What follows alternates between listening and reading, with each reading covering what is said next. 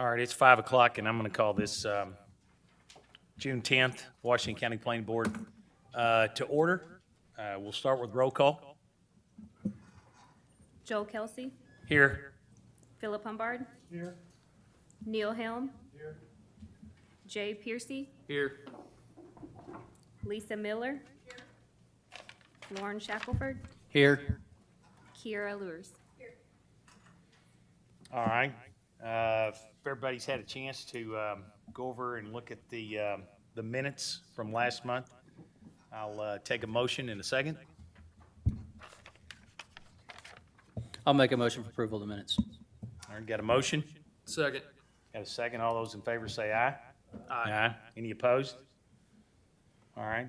Nathan, is the agenda as is? Yes, sir. Agenda is as presented. All right, I'll take a motion in a second on approval of the agenda as is. Make a motion to approve the agenda. All I'll right. second. Motion is second. All those in favor say aye. Aye. Any opposed? All right. On to old business. Item A has been tabled by the applicant, so we'll go to item B, which is Sonora Subdivision CUP, presented by CETA.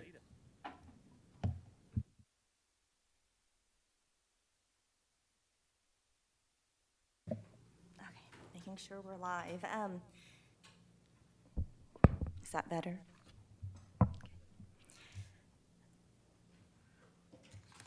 All right, so this CUP was presented at the May 6th Planning Board meeting, and the request was tabled. There was a question in regards to the proposed lot sizes being less than 1 acre. It was brought up by a planning board member that the applicant could have developed one less lot, and then all of the remaining lots would be an acre or more in size, and therefore we wouldn't have to go through the CUP process. So we didn't have enough members to basically reach a consensus, so it was suggested to go ahead and table the project and bring it back up tonight where there were more planning board members in attendance. So there are no updates to this proposal. This is the exact presentation that was given at the May 6th meeting. Let me go back to this page. Sorry about that. Okay, so this is the Sonora Subdivision Conditional Use Permit Request. This project is located within the northeastern part of the county. It's situated just south of East Highway 412 and West Sonora. It is not within any city planning area, and it is solely within the county jurisdiction. The applicant is hoping to take a 16.74 acre parcel and develop it into 15 single-family residential lots. Of these 15, all but 2 will be under 1 acre in size. Currently, county zoning requires a minimum of 1 acre per residential unit. Here is an up-close of the proposed lots. All lots that are under 1 acre are in yellow. The smallest lot is approximately 0.84 acres in size, and the largest is under 1 acre at 0.98 acres.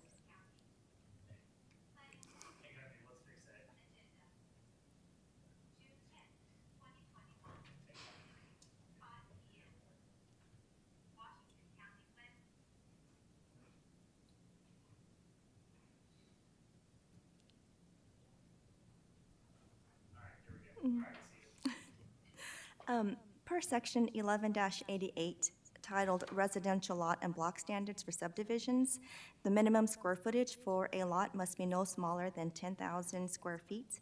All of the proposed lots under 1 acre are well over the minimum requirement. And again, those are the highlighted lots in yellow.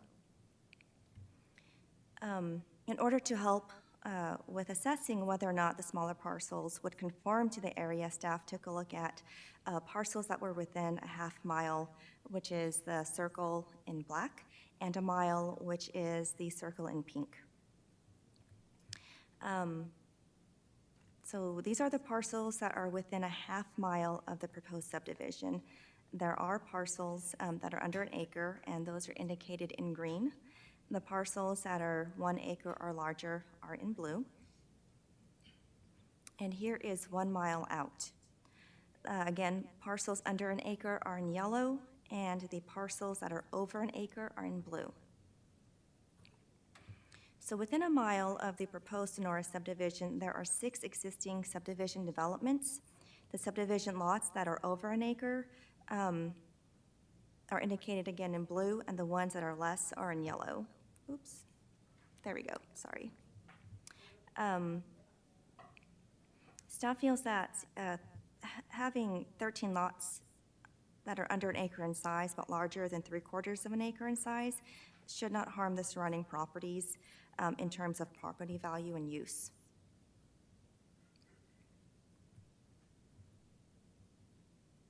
Oops.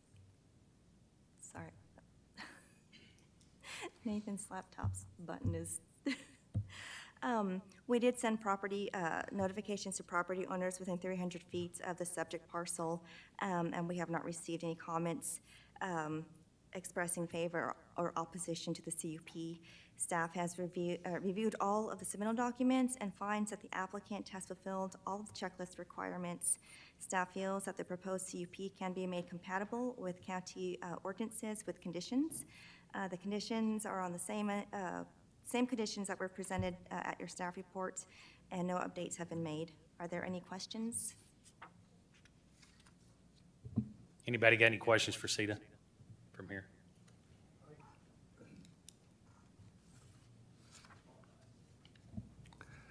I continue to ask you why that we're willing to approve a subdivision that does not meet the requirements of that particular subdivision in that particular area, when it's clearly apparent that with one less lot, the rules could be met. It is not up to staff to determine whether or not an applicant should change their site plan. They wanted this amount of lots, and that is what they are proposing. I don't disagree with that, but it is your position that they should follow the rules, shouldn't they? They are following the rules by being here tonight and asking for a CUP to have parcels at less than an acre. That is rule following, sir. It appears to me that they're just skirting the rules by asking for that. I personally believe that by being here tonight and being before this entire board, and then also having to proceed with the quorum court with 3 separate readings, they are not skirting anything. In fact, they're making it harder on themselves, because that's 4 different meetings that they have to be scrutinized and ask questions about why do they have parcels at less than an acre, sir. Thank you.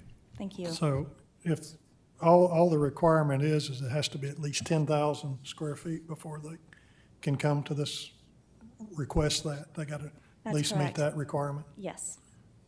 Okay, thank you.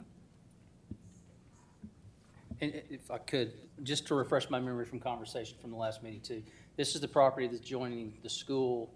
There's city zoning in very close proximity to this that would allow 1/4 acre lots basically Yes. across the street. This is the same property, This is the correct? same property. Thank you, ma'am. All right, any other questions for Sita? All right, is the applicant here? Would they like to speak? All right, if you'll state your name and address for the record, please, sir. Sure. Blake Murray with Engineering Services, 7625 Olivia Circle in Springdale.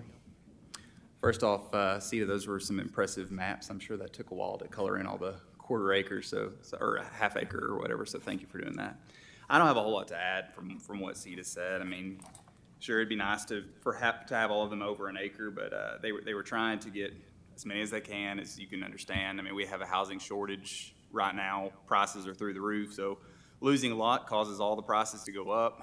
I mean, I think I heard in the last report at Fayetteville that the median house price was $425,000. I mean, wasn't 5 years ago that you could have gotten something for, $100,000 less. So, every time we lose a lot, the prices go up because we got to pass those costs on to somebody. So originally we were very close to being in compliance.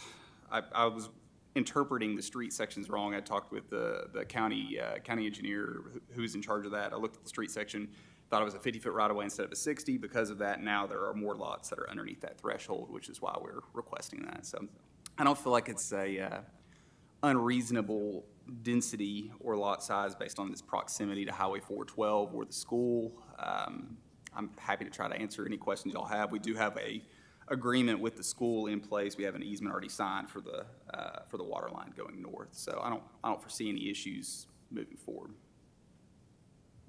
All right, anybody got any questions for Blake?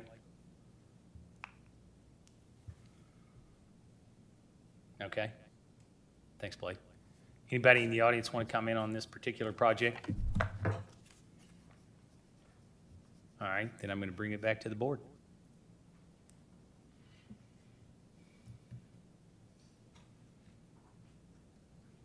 Mr. Chair, I concur with staff comments that this is the proper procedure to go through to request the deviation from the lot size. I think given the proximity of the school, the density we see develop around new schools, I think this is very applicable for the neighborhood. So I'm going to go ahead and make a recommendation of approval of Sonora subdivision CUP as stated by staff comments. All right, I've got a motion. And I got a second. All those in favor say aye. Aye. Any opposed? No. All right, motion carries. On to new business, which is under land development hearings under the county. Item C, which is Sonora subdivision pre-sub by CETA again. So item C is the preliminary request for the proposed Sonora subdivision. Again, this project is located within the northeastern portion of the county. Here's the area that the proposed subdivision is in. Please note that it's just south of East Highway 412. The Sonora Middle School is between the proposed subdivision and the highway. The subject parcel is accessed from the western side of Sonora Road. The applicant is seeking approval to develop a 15-lot subdivision from a parcel that is 16.74 acres in size. As we discussed in the CUP, there are 15 lots that range from 0.84 acres to 1 acre in size. The CUP for the smaller lots will have to be ratified by the quorum court before the applicants can start to develop, even despite approval from tonight's preliminary. Despite the proximity from the city of Springdale, each lot will have its own septic system. The final design and permitting will have to be submitted to the Arkansas Department of Health prior to development. None of the parcels will access Sonora Road directly. In purple is the proposed streets for future lot owners to use as they enter and exit the subdivision, and the road will be built to county specifications. There is an existing lot on proposed 12 and 13. The applicant will drain muck and fill this pond. There is no proposed drainage pond for the subdivision. Instead, the developer will utilize swales and pipes to redirect the water. Before the applicants can break ground for development, they must submit construction plans, and these plans must be approved by the county road department and the county engineer. This is the existing entrance to the proposed subdivision. And this is looking directly over the gate, to the left of the gate, to the right. And this is looking north on Sonora Road from the entrance, looking south, and what's directly across the street. Again, to the north of the proposed subdivision is the Sonora Elementary School. Notifications were also sent to the school, and we did not receive comments from either the school itself or the Springdale School District. The applicant at the time intended to obtain and has obtained utility easements from the school in order to tap into the existing water main. Notifications were also sent to other property owners within 300 feet of the proposed subdivision. Staff did not receive any comments in favor or against the subdivision. Staff has reviewed all submitted documents and find that all checklist items for the project have been met. Staff recommends approval with conditions, and these conditions have not changed since the time of your staff report. Any questions? Hey, Cedar, I've got one. Yes. In reference to one picture that you showed to the north, do we know what the line of sight distance is? If you're taking the picture from where the entrance is gonna be to the subdivision, what's that line of sight to the north? Blake, do you know? It just a little, just with that little rise in the hill and everything, it just almost looked a little short there. So, that would be my only question. Anybody else?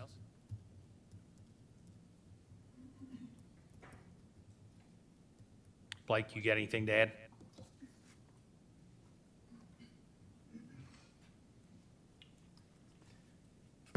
I don't have much to add except for, you know, what I've talked about with the site distance. I'm happy to work with y'all's engineer on staff who reviews all this to make sure he's happy. If you want to make that a condition or whatever, I'm okay with that. Apart from that, I'm happy to discuss any questions y'all might have. Okay, anybody else? All right, anybody in the audience got any comments in reference to this particular project? All right, bring it to the board.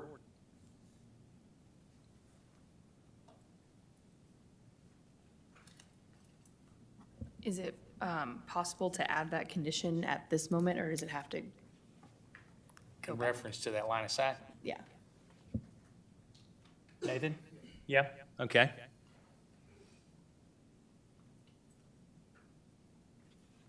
Well, then I recommend that we approve the Sonora subdivision pre-sub, including staff comments, and then in addition, adding a condition about working with the engineering department to verify sightlines looking north and south.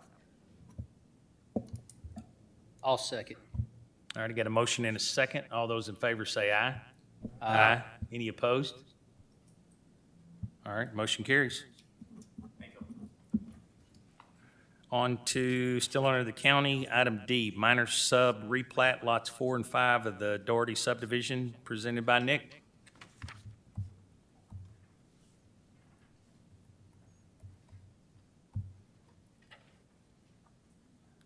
All right. This is the minor subdivision replat of lots 4 and 5, Dougherty subdivision. The project parcel is located in the southwestern portion of the county. The property being replatted sits about 0.4 miles south of State Highway 45 and is situated roughly halfway in between the communities of Dutch Mills and Morrow. Here's a closer look at the parent parcel. As you can see, there is a little bit of floodplain on the western edge of the parcel. This part of the property is a steep bluff that drops down into the creek bed of Fly Creek. Here's the original plat from Dougherty subdivision, a 3-lot subdivision platted in 2009. And here is a closer look at Tract 1, the parent parcel for this project. It is outlined in red, while the main easement to this parcel is outlined in yellow, coming off of the loop at the end of Boys Home Road, Washington County 431. According to the Washington County Road Department, Boys Home Road is a county-maintained road, but the loop at the end is not county-maintained and is not considered public right-of-way. Here's the most recent site plan submitted by Satterfield Land Surveyors. It shows the project parcel being split into 2 new tracts. Tract 4, the western tract, will be 3.24 acres. Tract 5 to the east will be 1.27 acres. To my understanding, the applicant for this replat is purchasing Tract 5 and is building a residential home, while the current landowner is retaining Tract 4 and building a residence of their own. Here's a closer look at the site plan with some illustrations. Tract 4 is outlined in red. Tract 5 is in blue. The easements that give access to each tract from Boys Home Road are outlined in yellow. The beginning of the public right-of-way for Boys Home Road is down in the bottom right-hand corner in purple. The longer western easement that gives access to Tract 4 is sufficient, considering that it connects down there to the publicly maintained Boys Home Road. The eastern easement that gives access to Track 5 is not sufficient because it does not extend to the public right-of-way. This is a map that shows the neighbors that were notified of this project, being that they're within a 300-foot radius of the project parcel. To date, staff hasn't received any comments for or against this project from any neighbors. Only one jurisdictional reviewer submitted comments for this project, Lincoln Water. They submitted a comment stating that there is no more capacity available on the water main at this location and that no more water taps will be issued without upgrades being done to the water main beforehand. Planning staff conducted a site visit to the location on May 14th. This is an image looking east from the southern property boundary. This is roughly the location of Track 5 there in the distance. Here's an image looking west from the southern property boundary, mainly where Track 4 will be located. And this is an image of where that the sufficient easement will go up into Tract 4. The easement runs in between two residential homes back towards that cattle gate back there. Planning staff has reviewed the submitted minor subdivision documents and recommends approval of the minor subdivision replat of lots 4 and 5 in Dougherty subdivision. The conditions have changed since the time of the staff report. Staff has added a condition to ensure that legal access is in place for both new tracks within the development. Final approval will not be guaranteed, final approval will not be granted until legal access is sufficient. Are there any questions? Hey, Nick, I'm trying to remember, but looking at this last picture with the two current manufactured homes that are on there and everything, will those have to be removed once they do residences, or will that reduce the, what's the question I'm looking to ask here? Yeah, because then that's gonna Are put, those existing manufactured homes on the same property, or is? No, are they on the that's- same parcel that they're asking for on this right here? They're That not. they'll be, No. okay. all They're right, on a that was my different, they're on a question. All different right. piece of land. All right. Okay, gotcha. The gate, the fence back there that signifies the southern property boundary, Okay. to my knowledge. Gotcha. All right. Anybody got any other questions for Nick? I have a question. On the city of Lincoln's comments on water, if we do this lot split, are we gonna note on the plat or somewhere that a water tap is not guaranteed? Or is it our responsibility to do so? I don't know about I don't know if it's our responsibility necessarily, but we can definitely make it Because stated if on I'm the understanding plat. that correctly, Lincoln's saying if we split this, they're not guaranteeing there would be an additional water tap available for whoever bought the lot that's being created. Right. Okay, Not without upgrades. okay. Okay. Is that good, Lauren? And then who pays for the upgrades? People who want the water taps. Yeah, imagine the applicant would have to. Yeah. Okay. All right, is the applicant here, would they like to speak? If you'll state your name and address, please, sir. Ricky Hill, Post Office Box 640 in Alma. I'm with Satterfield Land Surveyors. My apologies, Nick. We've addressed all the access issues, if you want to, yeah. And I thought that they had sent that to you today. Sorry about that, Nathan. We've addressed the easement issues on that right there. The applicant is aware of the water situation. So, and there won't be any other structures on where they're gonna build the new two residences, one on each track, one on 4, one on 5. So I think we've met all the requirements that they had asked us to take care of. Okay. Does anybody get any questions for Rick? The new easement, yeah, it extends down to Yeah. to where the publicly maintained boys' home is. Yep. Yeah. Two of the existing easements were already filed of record. We attached our easement to the two existing easements and made it a flow straight through so that they would come off of one existing easement, cross on the new portion, and then hit the additional existing easement to access the property.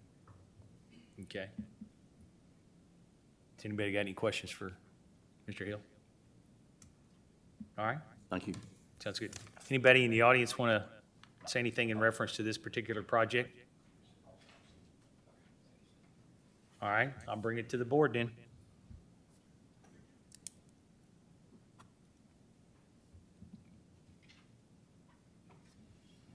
I move to approve the minor sub replat of lots 4 and 5 on the Daughtry subdivision. Second. Got a motion and a second. All those in favor say aye. Aye. Any opposed? Motion carries. Thank you. One comment, we will put a note on there about the water. Okay.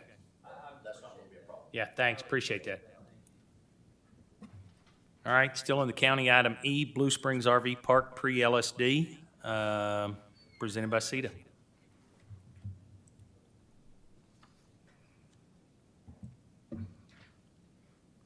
Agenda item E, Blue Springs RV Park preliminary large-scale development request. The project is located within the northeastern portion of the county, just south of East Highway 412. There's a property location. It's bordered by Blue Springs Road along the western side. The site location is also outside of any planning area and is solely within the county jurisdiction. Here's a closer view of the 31.91 acre parcel. And here's the overall site plan for the Blue Springs RV Park preliminary large-scale development request. This request is only for phase 1 of the RV park. The CUP for this project was approved by the Planning Board at the November 5th, 2020 meeting. The Quorum Court ratified the CUP at the March 18th, 2021 meeting. Phase 1 will include approximately 63 RV pads with associated paved driveways, entrances, and buildings, such as the clubhouse, dog kennels, a pool, parking areas, and septic areas. Building 1, there are 3 buildings on the site plan. Just for clarification, Building 1 will be the office/clubhouse. Building 2 is the laundromat, and Building 3 is the restroom. Again, there will be approximately 63 RV pads, which each pad being approximately 12 by 50.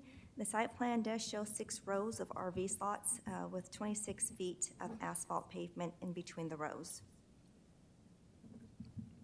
When complete, the RV park will have 2 entrances. However, only the first entrance is proposed with phase 1. When complete, the RV park will also have 2 septic fields.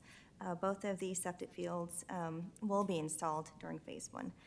Test pits were analyzed in the center of each of the 2 proposed septic areas. This was field verified. The project has been reviewed by the Department of Health preliminarily, and the applicant understands that further review and permitting of the septic system and pool must be reviewed and approved by ADH and possibly ADEQ. The applicant has stated they will do what they can to ensure that no additional pollution from the septic areas enter the lake. Construction hasn't begun yet, so the property hasn't changed much since the CUP images staff took last year. This is the area where the RV park will be constructed. And this is the temporary entrance staff used for these images. Staff does not have images of the site distance from the proposed entrances. The applicant's engineer stated that the site distance from the proposed entry way is 500 feet southbound and 400 feet northbound. The applicant is receptive to the possibility of a pull-out lane if the county has concerns about northbound traffic. Notifications were sent to property owners within 300 feet of the project parcel boundary, and we did not receive any comments in return, in opposition, or in agreement of the project. Staff recommends approval of the Blue Springs RV Park preliminary large-scale development with conditions, and these conditions have not changed since the time of your staff report. Any questions? Any questions for CETA, anyone? I just wanted to clarify, you did say the septic was going to be a part of phase 1? Yes. Both septic fields, sorry. All right. Any other questions? All right.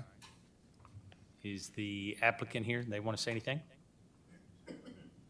You'll state your name and address, please, sir.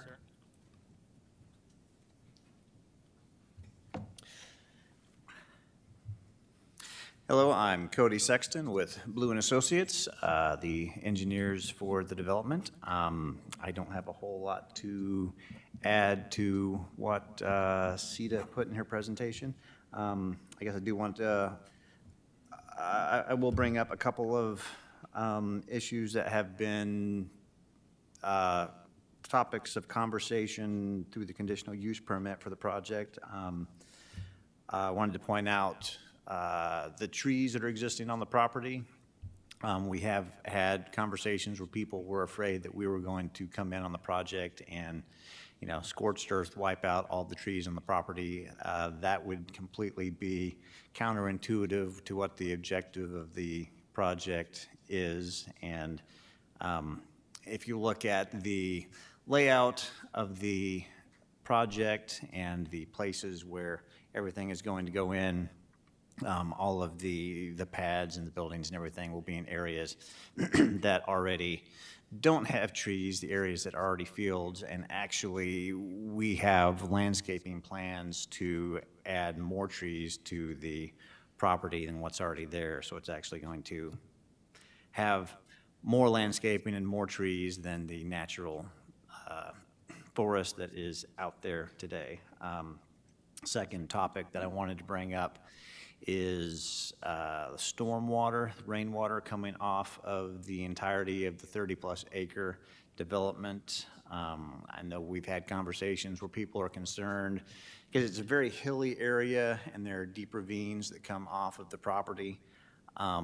We have designed with standard stormwater management practices where we're actually going to be able to hold back that water, and it will leave the site slower than what it is leaving the site today. So if there are concerns about that water rushing off and carrying away, you know, sediment or, you know, vegetation debris or anything like that, which at some point is going to make its way downstream from where we are, we have already addressed that, where it's actually going to be a better condition than what it is today. And third item, just to reiterate, obviously with the septic system that will be constructed at some point with the project, that, you know, not a single thing is ever going to happen on this project until that has all been thoroughly reviewed by the state of Arkansas and permitted, and you know, nothing's going to happen there until 100% everyone on the planet is happy that that's going to be done correctly. So that's all I have to add at the moment. Anybody got any questions for Cody? All right. Is there anybody in the audience that would like to address this situation? All right. If you'll come up and state your name and address, please, ma'am.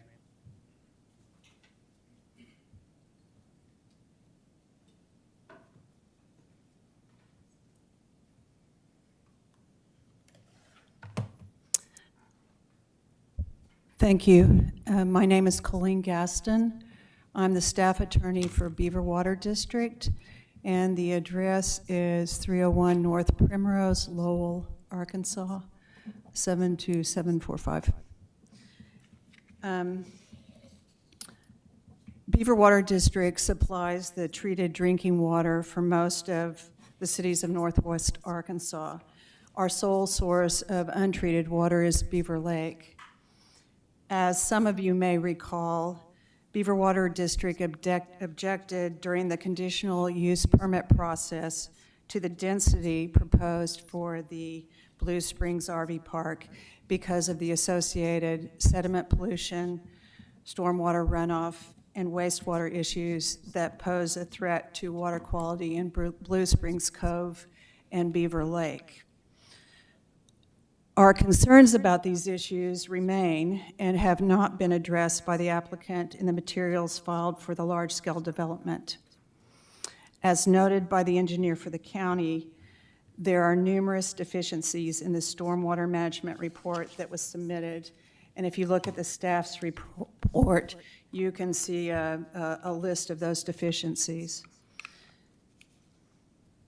Similarly, the applicant has submitted insufficient information for the Arkansas Department of Health to make an assessment regarding the planned wastewater treatment for the development.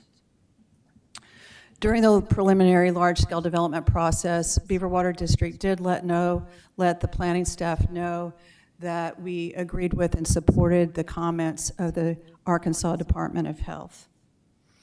As of this afternoon, when I checked, the Department of Health has not received anything from Blue Springs RV.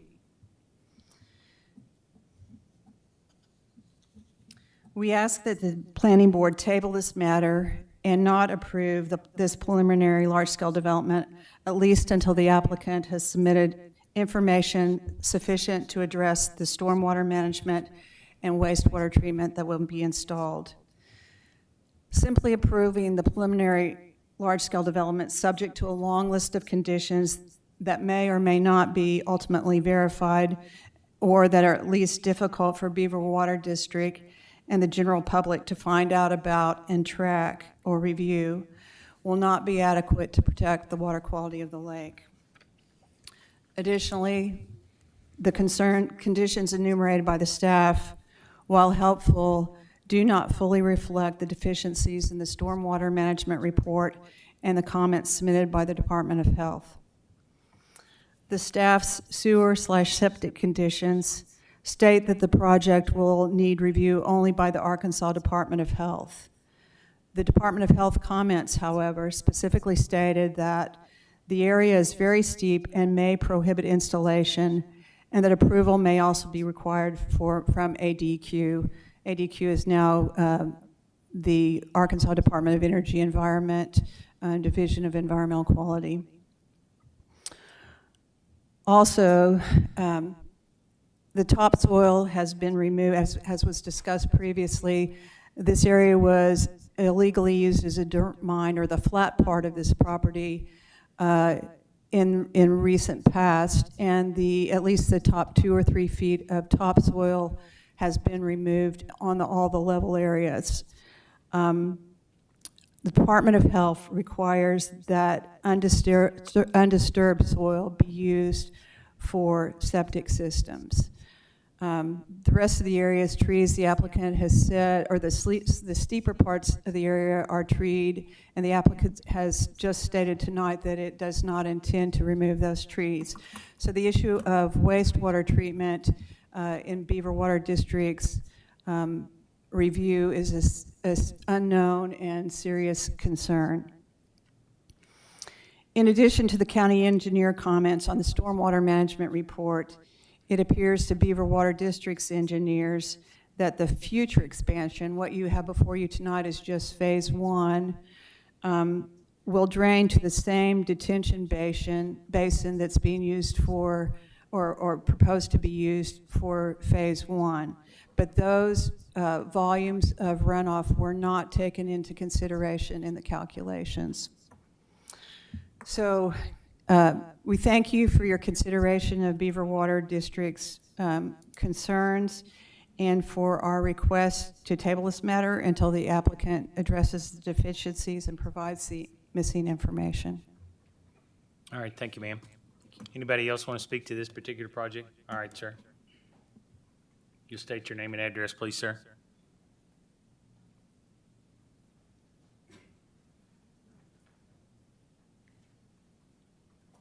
Hello, my name is Shannon Sherman. I live at 20416 Blue Springs Road, adjacent to this proposed project.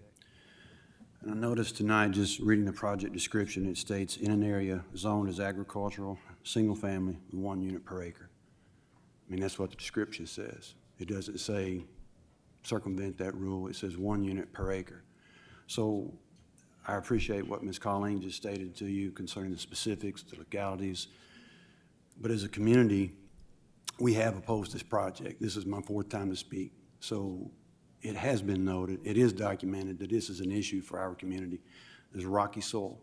We received a literature from the water shed itself, and part of that literature showed the soil concerns about that area can receive government money to protect the lake, to prevent runoff, et cetera. They're willing to give money to the patrons in that community to protect the lake due to the type of soil we have.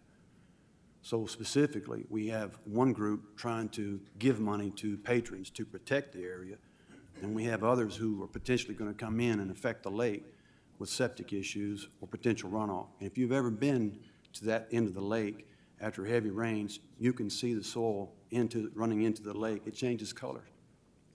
So there's definitely going to be runoff there. No one in our community wants to try to prohibit or force our will on this landowner. Not one person. The only thing I've heard from anyone, except for the concerns about our drinking water, a dangerous curve that has been yet addressed by anybody looking at this project or pushing the project, that hasn't been addressed. There's a curve there that is a concern. It's a concern by everybody. But the main thing is, let's just stick to the rules, 1 unit per acre. So I hope that you can understand where we're coming from. I'm on a natural spring, not on a well water. I have a submersible pump that pumps my water from a spring to my home.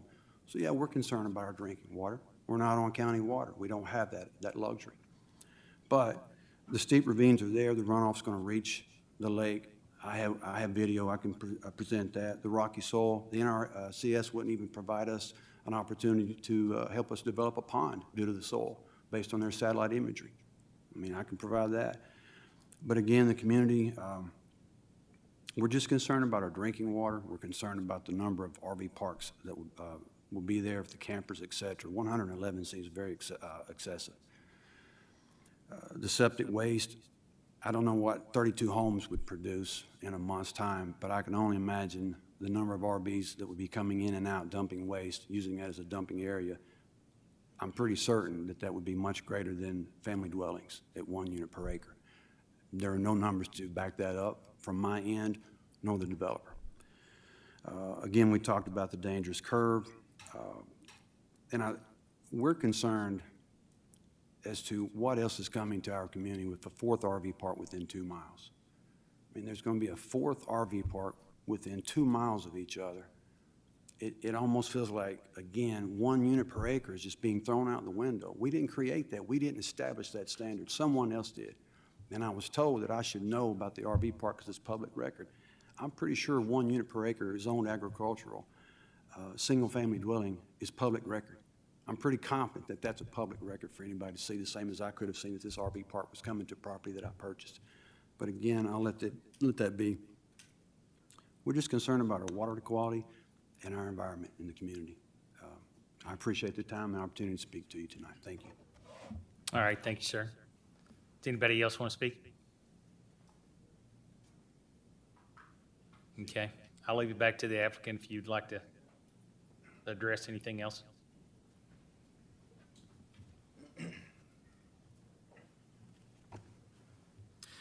Okay, I'd just like to start off by saying that, yeah, absolutely. Every single one of the items that the Water Authority and Mr. Sherman have brought up, every single one of those items is something that we're very sensitive to, and we don't want any of those things to be an issue either.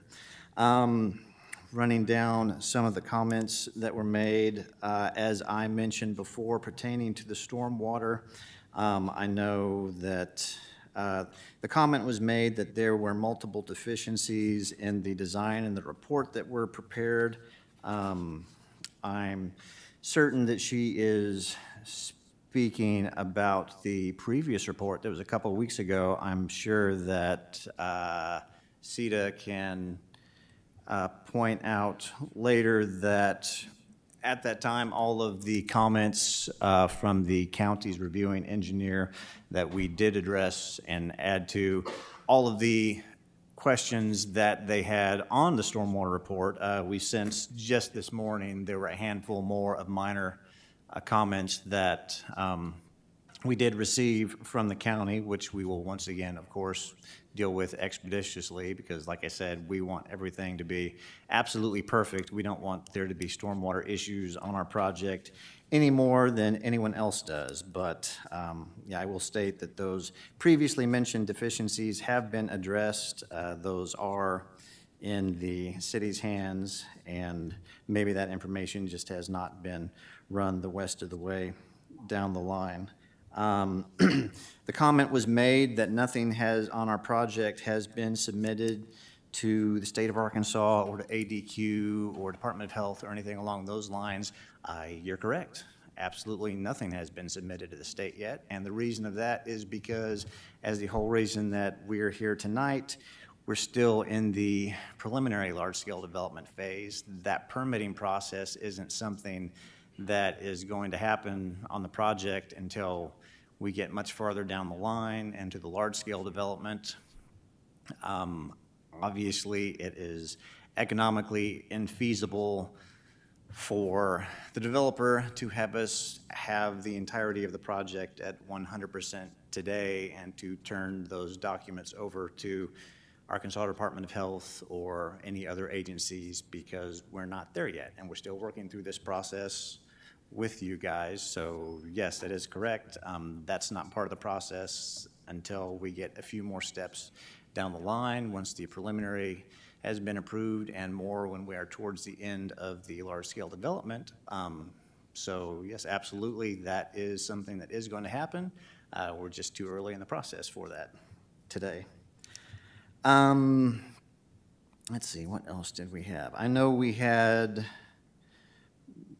mention of curves on access into it. CETA did specifically bring that up and mention in her presentation, where she did bring up the line of sight distances that we do have on both sides of the entrances coming in. And as she also did mention in her presentation, that our developer is actually very receptive to installing an additional lane specifically for the purpose of giving an acceleration lane for vehicles on his property to come out, to be out of the way, even though that might not technically be necessary for the line of sight. This was something that he came up with on his own just to make people feel more comfortable with the situation with the roads and the line of sight and the distances out there.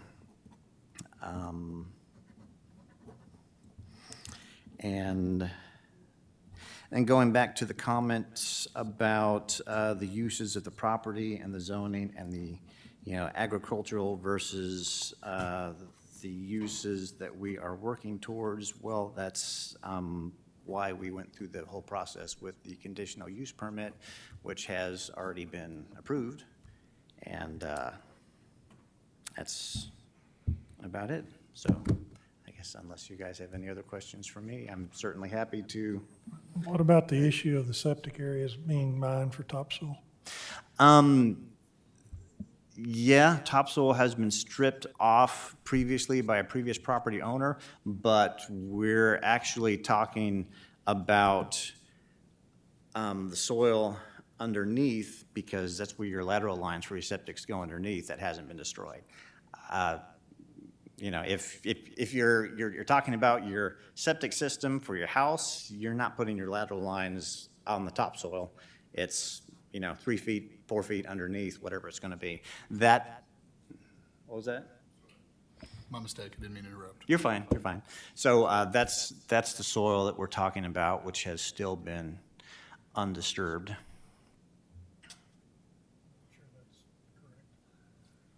Yeah. Hey, Nathan, in reference to his comment, in reference to the applicant had talked about possibly adding an extra, up there at the curb, that adding an extra turn lane? Is that a condition that we can add? We can add any kind of condition we want, Okay. And then. within reason. Okay. And then in reference to the paperwork to the state, is that, There's a process to go through with getting septic systems, whether they're residential or whether they're commercial, getting them approved. And no doubt, they need to go down to the engineering section of the Arkansas State Health Department. And as far as I know, I guess that can go down at any time, but I would say that it's probably not conducive to send it down there until you've got a lot of the details ironed out. I mean, there are many details to iron out. There are many, but at the okay, same I was time, there just was trying a to lot figure out of if it needed to concern. be, because if you submit the paperwork, send it down there and it doesn't get approved, there's no sense going anywhere. Right. You know, and I'm wondering if almost if we get the, you know, The chicken one before bit of the egg a advice little that bit I here. always give everybody on the front end is get your septic figured Okay. out. And, but everyone kind of Okay. approaches Okay. the process a little differently, so. All right. Any other questions? I'm also concerned about the septic and the water as well, too. I'm assuming, and we all know what the first three letters of that word are, that this land is perked out and a perk test has already been done for the septic? Yes. Tests have been done by a soils engineer for the two locations for the two septic On field this particular locations. parcel? On this specific How parcel. long ago? I do not remember off the top of my head. For the current landowner? For the current landowner, yes, he's owned the property for several years. Oh, thank you. He's actually been through this same process a couple of times. So. And you also earlier stated that a cup had already been approved? Yes. Yeah, this has already been before us, and then it's stated by CETA before, it's already gone through the quorum court for ratification. Yeah, we've actually been through this process. Yeah, so Okay. now this is Multiple the times before. pre-LSD. Okay, all So- right, This isn't, we're not springing anything on you guys. So. okay. Yeah. Thank you. And yeah, I mean, you know, we don't want to have problems with the septic system either. It's, you know, that is definitely not going to move forward 1 centimeter until everything is absolutely perfect. If, you know, it's not going to be a profitable project if there's a big septic mess with all of that. Nathan, what do you recommend on this situation with the septic?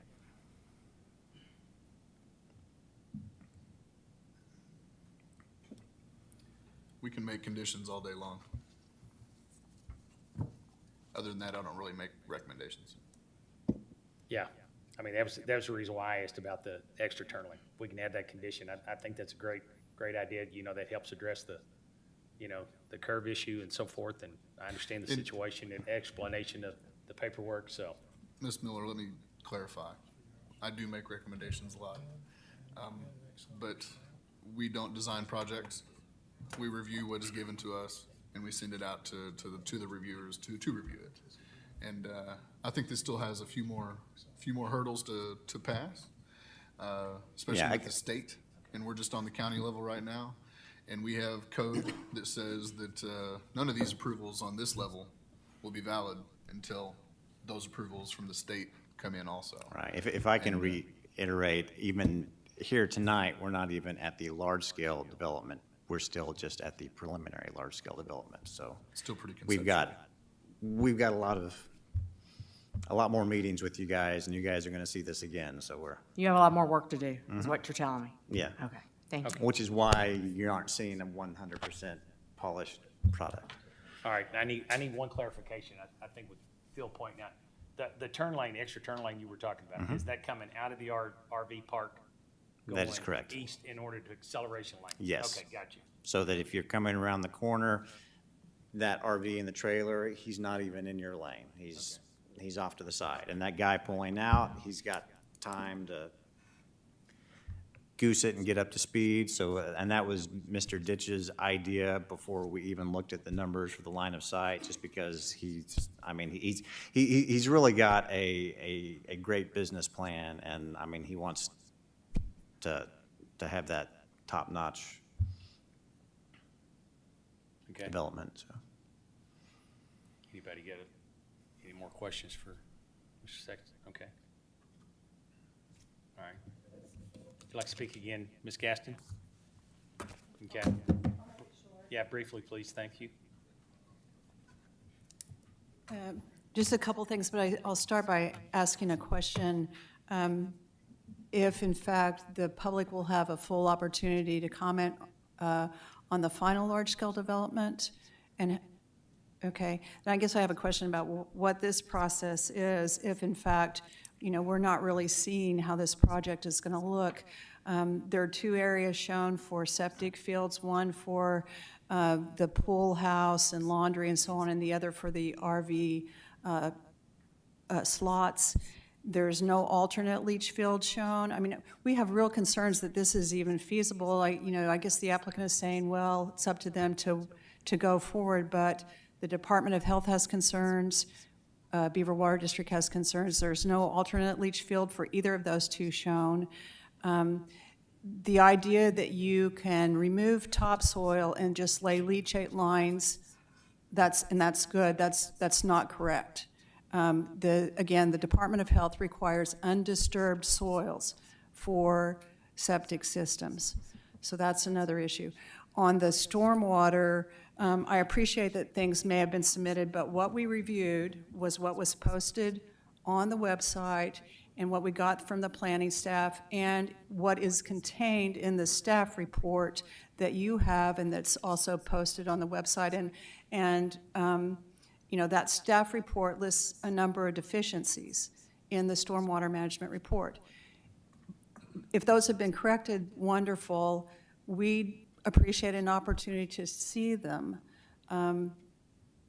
So again, that's why we were asking that this matter be tabled just long enough to do those things, and perhaps for the applicant to investigate further on the wastewater treatment issue. Thank you. Thank you. I'm thinking the question in reference to the septic, I'm going to go that once they submit paperwork, if there's questions in reference to what Ms. Gaston's relating to, the health department will let them know. And that'll be handled from there before it gets to a certain point, correct? One would hope. Yeah, okay. If they say they're going to approve it or not approve it, once they take a look at it and go from there. If there's issues with the undisturbed oil and stuff like, that's not anything that we can do. And then stormwater, in reference to her questions, the staff report and so forth, in reference to the issues that were there, that she claims are deficiencies, and have those been addressed as? Our process is such that our county engineer makes comments regarding stormwater and county roads. And whenever we have stormwater issues in county roads, we end up working closer with the engineer on that project.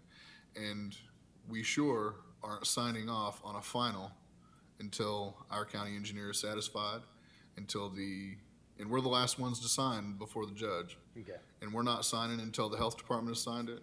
And our county engineer doesn't sign, but we reach out to him and we get his thumbs up first. And so we're not signing, and we're not sending it up to the judge to sign and then to be filed with the courthouse until all these jurisdictional reviewers have given us the thumbs up. Okay. All right, I'm not sure where it's going, but if it goes in one direction, I would like to see that acceleration lane. So I'll bring it to the board.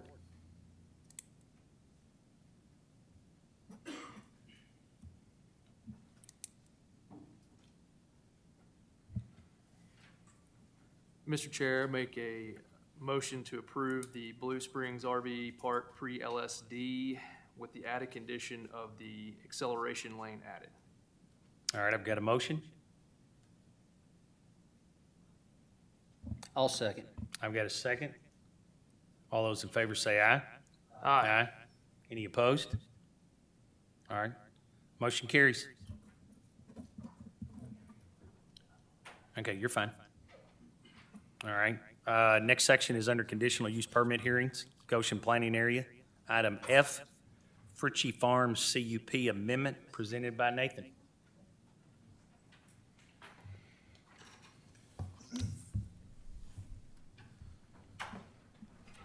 Thank you. Located in the east side of the county, just outside Goshen, Fritchie Farms is a wedding view with a CUP that was approved in 2015. They're located off Ball Road, which is Washington County Road 330, on 17.3 acres.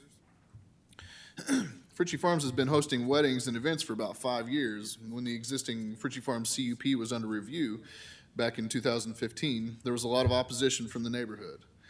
The applicant, Mr. Fritchie, self-imposed several conditions into the CUP, attempting to show the community the business could and would be a good neighbor. At that time, the architect set the maximum occupancy at 299. But Fritchie self-limited his occupancy at 175. He also chose to limit the operation to 2 days a week.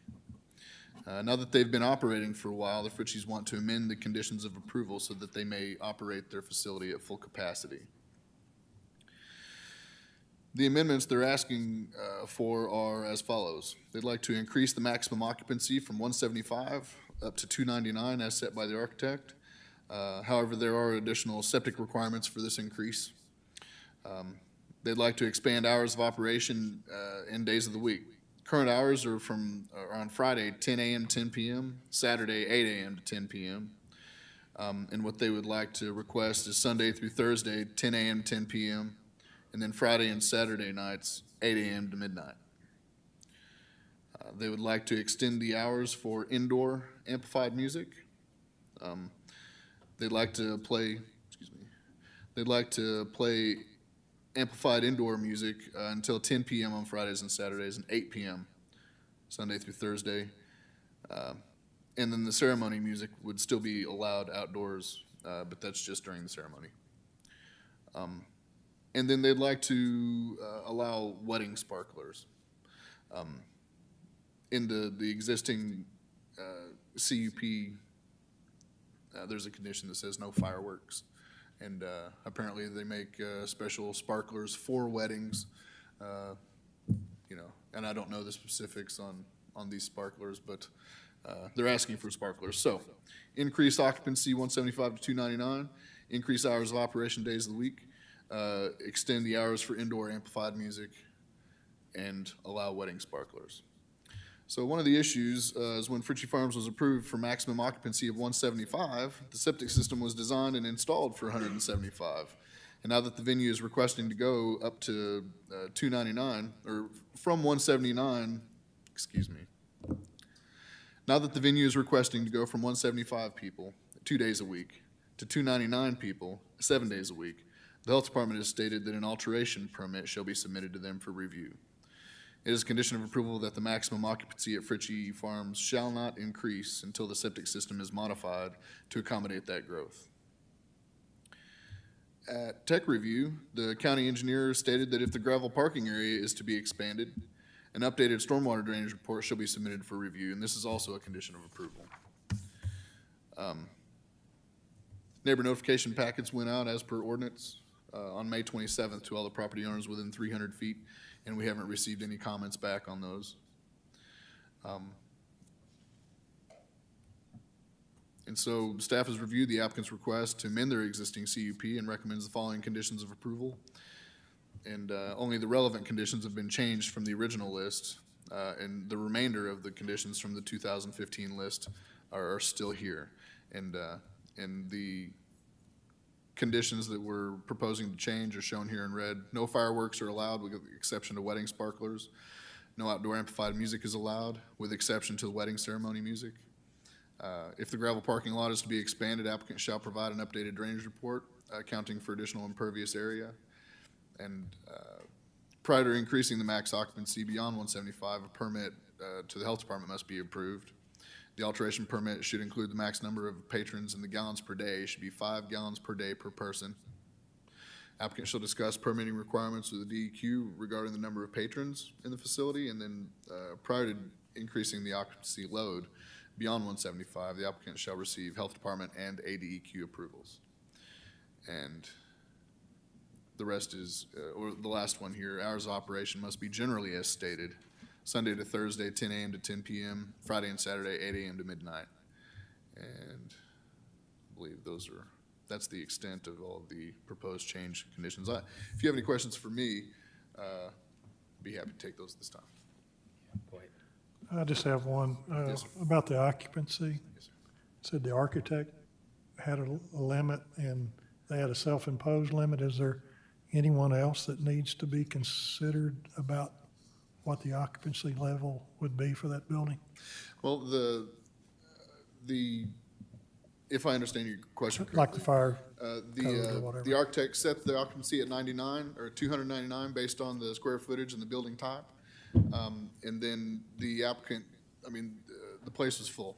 They had a petition, it was, there were a lot of people. opposed to it at the time. And then he went to self-limiting himself to try to get this in. And he limited himself to 175 and 2 days a week and got it in. And through my research, especially discussing with the health department, they said that they would need to increase the septic system in order to allow that. And then ADEQ might have some approvals for that as well. Yes, sir. I just was more worried about like fire code or something. Oh, the building was designed to fire code for 299 people. All right, here's my question, Nathan. And I see the number 10 that says prior to increasing it, they'll have the health department and the ADQ approvals.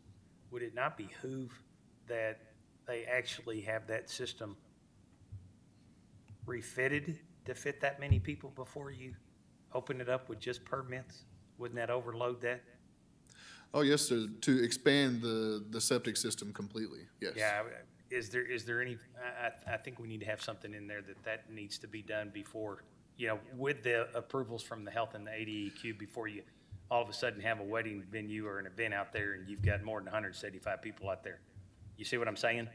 I mean, if the septic Look at number system fit 7. for 175 and now all of a sudden we're gonna have, oh, was it number 7 instead of 10? Oh, did I miss something there?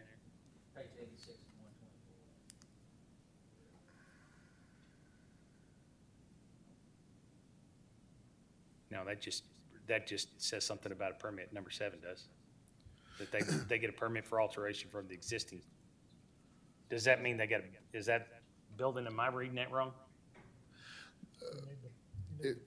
I can show you right here. This is a Yeah, that's what I'm one-page, saying. They need to one get the page from permit. their, It needs to be constructed with the approvals from the health and ADEQ before they can actually have an event more than 175 is what I'm saying. yes, sir, and that was my intent behind Okay, writing gotcha. these Okay, conditions. all right. You see up here where I'm pointing, this is a new installation? No, And all they I'm would do seeing it is, all modified. I'm seeing is us. Oh, are you? Okay, Yeah. no worries. But indeed, on the septic permit, at the bottom of it, it's signed by the sanitarian that works this district, Melissa Okay. Wanacott from the health department. And it would be what I would be looking for is another permit with her signature on it, with the occupancy at 299 instead of 175. And she ain't gonna sign that until they've got a system in the ground. That supports that. Okay, gotcha. All right, that was my question. Okay. Okay, any other questions for Nathan? Matt here? All right, is the applicant here? Would they like to speak? Okay, does anybody in the audience like to speak to this particular project? All right, we'll take it to the board. Mr. Chair, I don't know if I need to or not, but would like to notice up for everybody that this is in the City of Goshen planning area. I am the chairman of the Planning Commission for City of Goshen. I don't feel like that there's a conflict there, but I wanted to alert the committee that I do serve in that capacity in this area. Okay. All right, then it's to the board.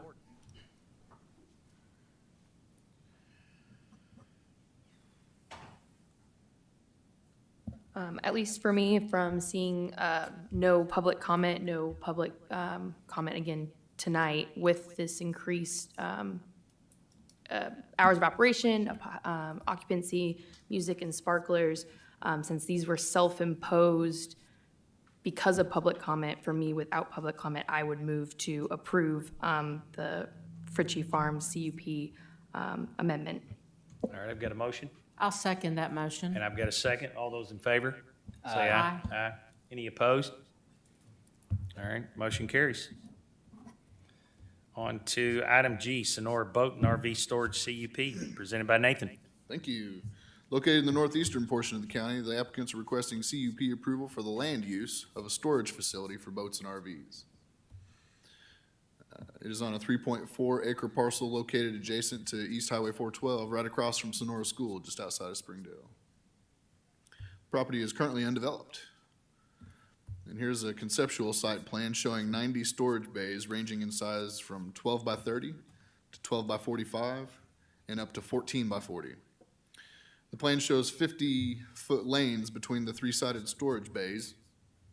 The detention ponds will be designed and discussed in detail at the large-scale development phase if review of the CUP request is approved. Here are a couple photos from the site visit.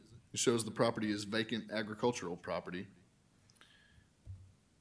With its proximity to Highway 412 and Beaver Lake, this planning staff's opinion, this property is ripe for development. Neighbor notification packets went out to 7 adjacent property owners. No comments have been received by planning staff. And since this is CUP and we know that large scale is coming next if this is approved, planning staff has reviewed the CUP request and recommends the following conditions of approval. And these conditions remain unchanged since the time of your staff report, except number 4 right here. There was an issue with ownership.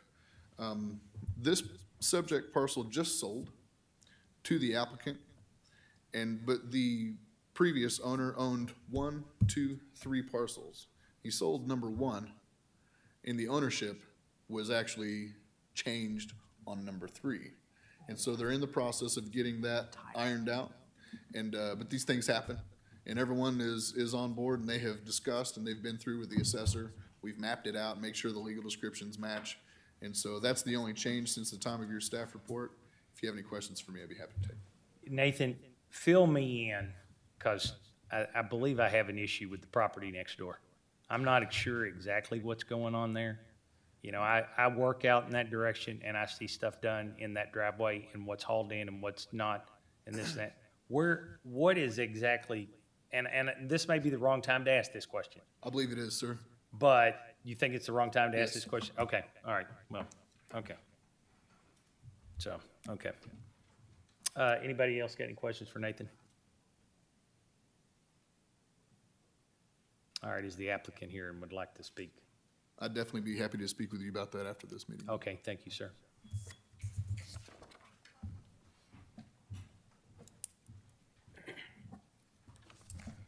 My name's James Gertz with EDA.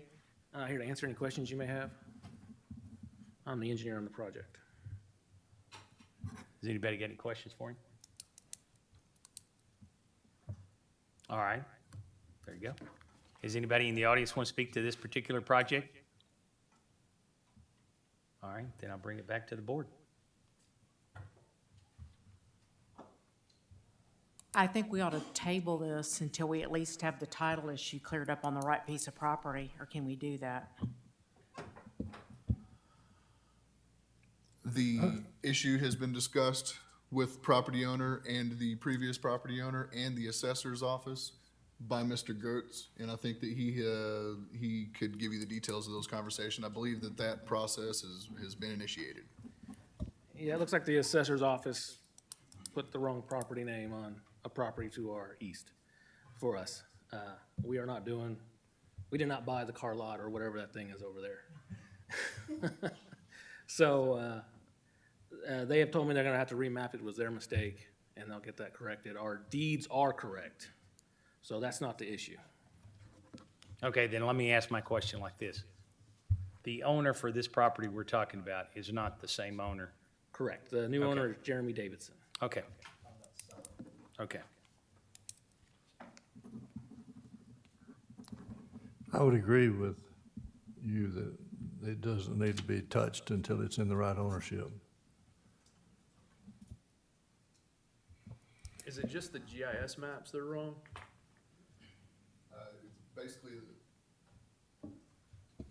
the GIS maps draw their data from the assessor data, and so it seems that they may have just assigned the new ownership to this parcel instead of this parcel.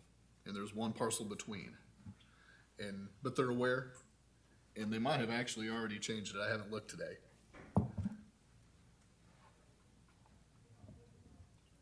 And just to be clear, the warranty deed that was created for this property is the one we're presenting here. It was not a separate property. So our legal warranty deed does indicate we own this property. It's just a mapping error or whatever the assessor does to assign their maps to work. Does your warranty deed match the survey? And I would add that it is also a condition of approval. Okay, okay, there you go. You good with that? Okay, all right, then I'm just to the board again. Mr. Chair, I'll make a motion for recommendation approval of the Sonora Boat and RV Storage CUP based on staff comments and subject to their conditions. All right, I got a motion? Second. And a second. All those in favor say aye. Aye. Any opposed? All right, motion carries. Thank you. Next item, item H, Bean Mountain Wireless Communication Facility, CUP, presented by CETA.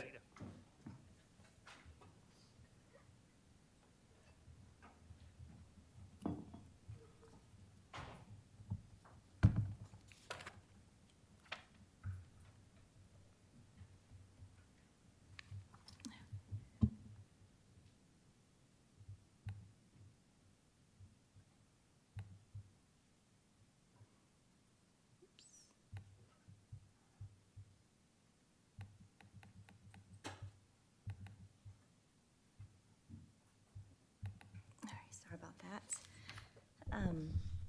Item H is the Bean, I say Bean, maybe it's Ben, I don't know. So, the Bean Mountain Wireless Communications Facility conditional use permit request is located within the northeast portion of the county. The request is not in a planning area and is solely within the county jurisdiction.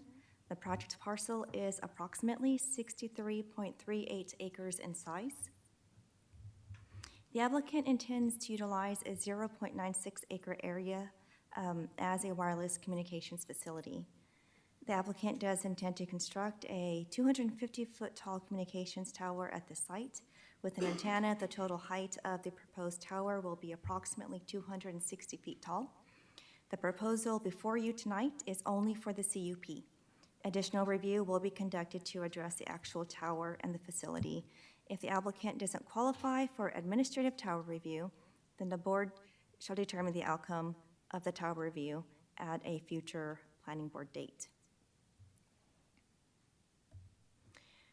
Here's approximately where the lease area will be situated on the parcel along with its access from Spring Valley, Washington County 97.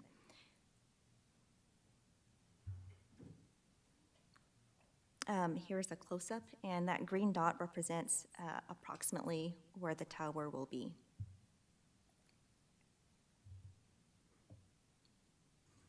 The nearest four towers range between 2.4 miles and 4.49 miles away from the proposed tower. The proposed tower is the green circle, and the existing towers are the little flags.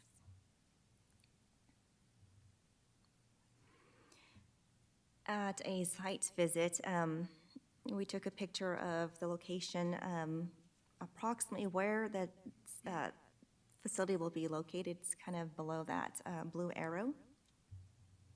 This is the existing entrance from the street. This is, again, looking down that access road to the proposed tower location. This is from the entrance looking north. And this is from the entrance looking south. And this is what's directly across the street.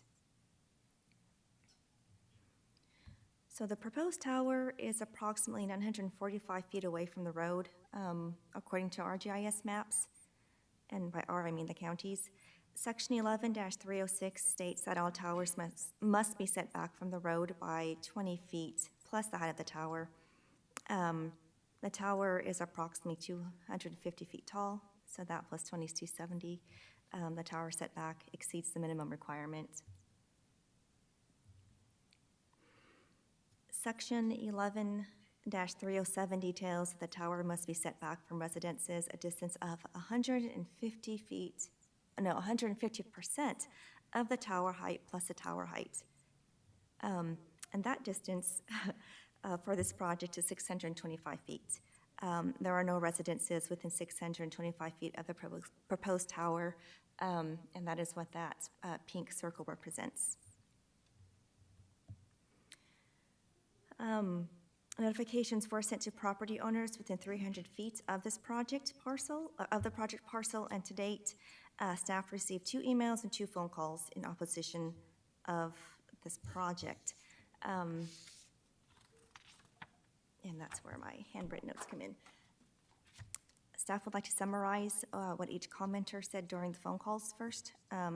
The first caller was Philip Sivanafong, and he is the neighbor that is directly to the north. He owns approximately 70 acres, and he and his family own some of the surrounding parcels that adjoin the subject parcel. So 70 acres is his, plus the 4 poultry houses you see along the northern border. In fact, that's the reason why he wasn't able to attend tonight. Those are turkey houses, and his turkeys are approximately a week old, and at that age, they require a lot more care. And he didn't feel comfortable leaving them alone, which is commendable. He and his family members immigrated to the U.S. Some 40 years ago, and basically worked and saved to purchase this land. They've had it for 17 years, and they have a lot invested in it, including their life savings. If he had known back then that there may have been the possibility of a tower facility being built on an adjacent parcel nearby or even in the area, he probably wouldn't have purchased this property. He feels that the facility poses a threat to property values, and he purchased this property as an investment for he and his family, and he doesn't want to see those values diminish. Again, he and his family, love the area, and they would like the board to know that they object to the project and ask that the board consider denying the CUP. And just for reference sake, the 2 phone calls came in this morning. So the other call that came in this morning was from Ashante Sivanarath. Her property adjoins along the west side. She has a son who is currently in remission from lymphoma, which is a type of cancer. She is very worried that the placement of the tower and its associated equipment may cause a flare-up with her son's health and take him out of remission. She doesn't want to see her son endure any more chemo and radiation than he has to.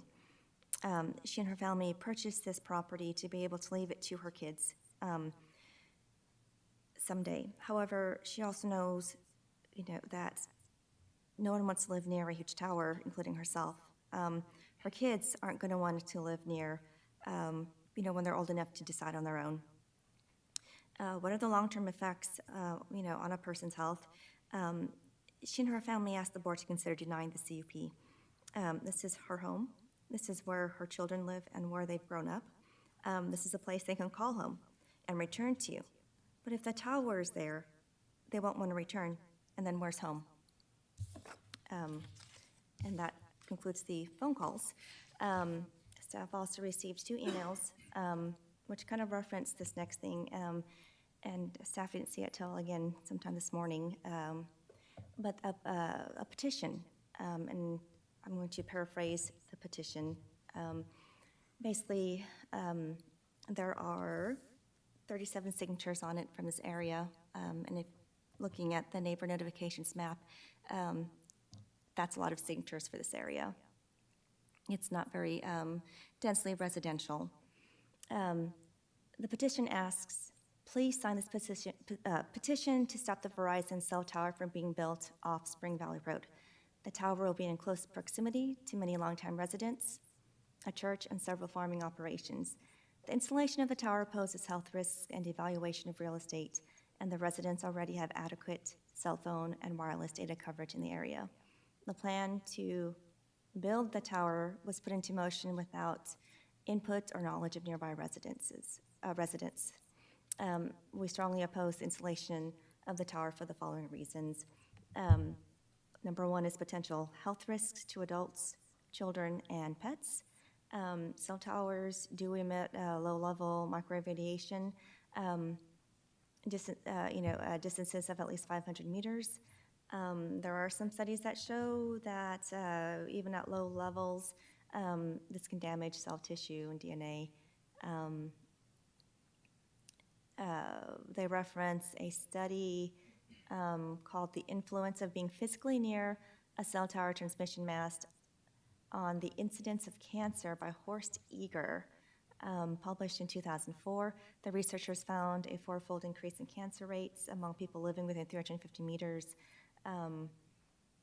They quote WHO, the World Health Organization, that EMR or microwave radiation could be a possible carcinogen to humans. They classify it, it's classified as a DDT, similar to DDT, I'm sorry, based on an increased risk for glioma, which is a malignant type of brain cancer. And they quote the International Journal of Oncology, an article or a study by Morgan Miller from 2015 that says the mobile phone radiation causes brain tumors and should be classified as a probable human carcinogen. I won't go into further detail. There's more. Number two, the devaluation of real estate. They quote that in March 2014, National Institute for Science, Law, and Public Policy had a survey called the Neighborhood Cell Towers and Antennas. Do they impact a property's desirability? That particular survey found that 94% of respondents reported that cell towers and antennas in the area would impact interest in a property and the price that they would be willing to pay for it. Spring Valley residents do not want decreased property values caused by unnecessary cell phone tower. We hope that the township wouldn't want the value of homes to fall substantially. As such, a decrease would be accompanied by significant decline in property tax revenues. Item number three, residents already have adequate cell phone and wireless data coverage in the area, so we don't need a new Verizon phone tower. Verizon's website coverage map shows complete coverage in this area with no gaps. There is not a real enough need, and need is in quotations, to warrant putting the residents in this area at risk for health problems or a decrease in their property values. And number four, a 260-foot tower is compatible with the rural area's aesthetic. The antenna would be in close proximity to many longtime residents of the area, and many of these residents would now be able to see the tower from their front or back porch. Again, there are a total of 37 separate names and signatures from the surrounding area. I could not map the addresses because there weren't addresses included, so I'm just assuming that they are from the area. Let me go back to this. Okay. So why does Verizon want to build a new tower? There would be less drops, less interruptions. It would offload usage from the surrounding towers. It would improve coverage within that area. Right now, there are more 3G users. A majority of those 3G users would be bumped up to 4G, so they would have faster and more reliable network and coverage, which would also mean better and more improved coverage for 911 and emergency services. The tower is set up for co-location, so Verizon would be on top with two other providers to be determined in the future below that. The applicant should be here if there are any more technical questions. Otherwise, staff has reviewed the CUP submittal documents and feels that the proposed use can be made compatible with the following conditions, and these conditions have not changed since the time of your staff report. Any questions? Anybody any questions for Sita? Sita, I'm not sure you're going to be able to answer this, but the surrounding towers that are within 2 to 5 miles, do you know if they are within kind of similar residential areas, just for reference? We can look at the map really quickly, and I can just kind of tell. The one on north looks like it's in a very rural area. The one that's kind of west, sorry. Blue Spring Village is a few miles away from there. It's probably a few miles away from the Blue Springs RV Park and Nathan's. It's right behind Mount Hill Fire Department. And the ones to the south are, again, within Goshen. Goshen's not, densely populated. So I would say that's semi-rural.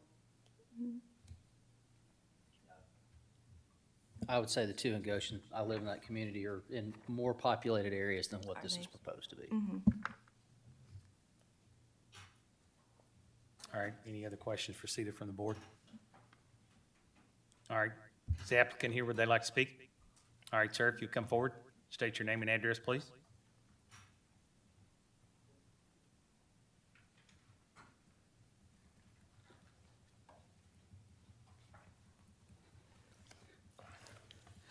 Good evening. My name is David McGee. My address is 121 Village Boulevard in Madison, Mississippi. And here to speak on behalf of this application, conditional use application for Verizon. And Sita covered most of it, but this, so I don't want to repeat myself, but like she said, proposed 250-foot tower, you know, on a 63-acre tract. There's an existing, I think it's 915 feet road that we will utilize and improve. It's an approximately 80 by 80 foot lease area that will house the tower and compound. This site does meet the setback requirements, as she said, and the code. Its purpose is to improve coverage in this area and offload existing sites that are, you know, maybe taxed, and just provide continuous coverage. I think the RF engineer provided a statement that you know, it will cover this area between the sites, 412. I think he mentioned 330. Is that Ball Road? Okay, and so that's what it's designed for. Let's see. I think it was pretty late yesterday that I reached out to Sita and heard about the opposition, so have not, you know, had much chance to review that. I think there's a petition that I got this morning after I'd already left, you know, to come up here, so I have seen it on the phone, but haven't, you know, had a chance to print it out. And I forwarded it to the property owner, I think, who is related to the one who started the petition. I think it's his nephew, he told me.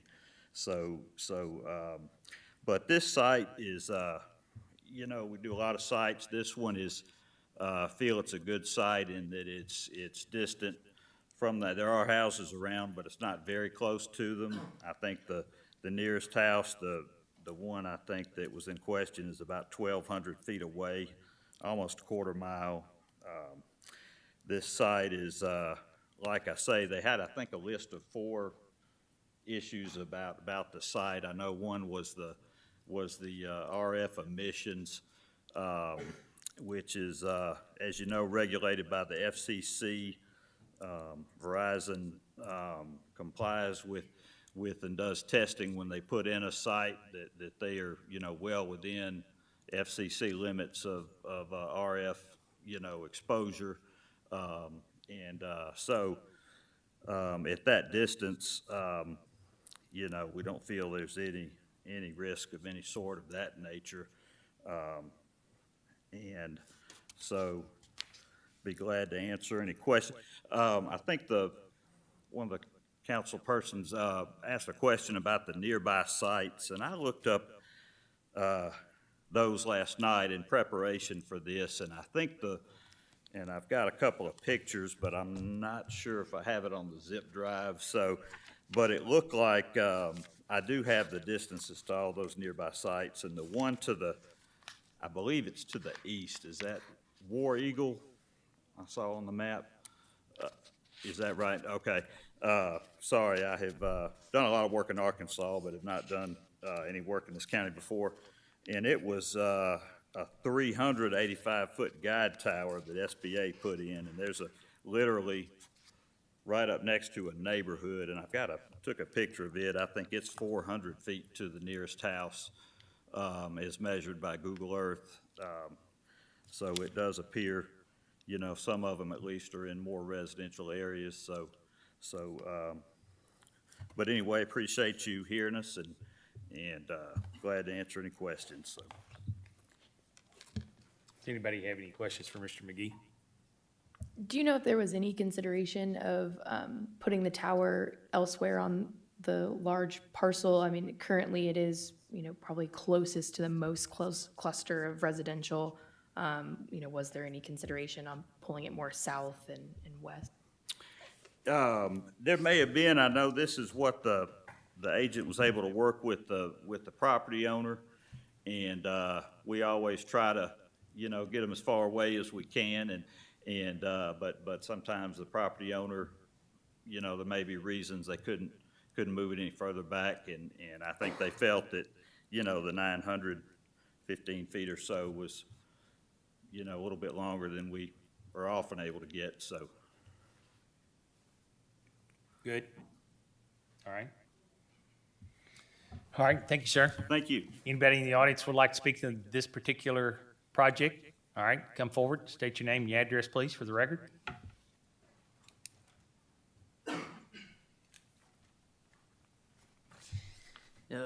My name's Samuel Satterfield. I live at 550 Madison 7353. I actually grew up in that area, basically lived there my whole life.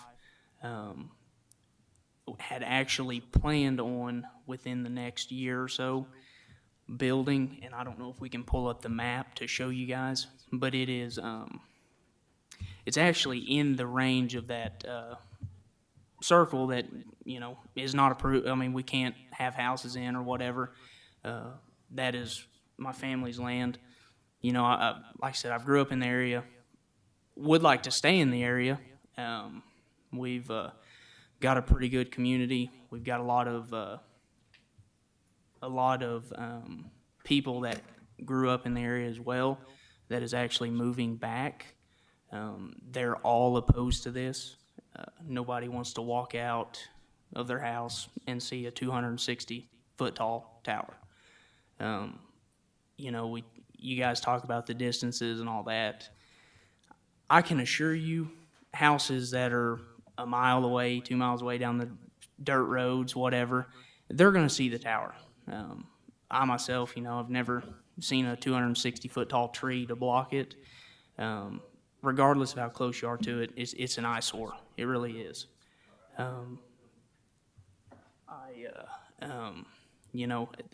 That's our biggest deal. I would think that everybody sitting here today would feel that same way if somebody came in and bought an adjacent piece of property to y'all and wanted to build something that y'all didn't agree with or desire.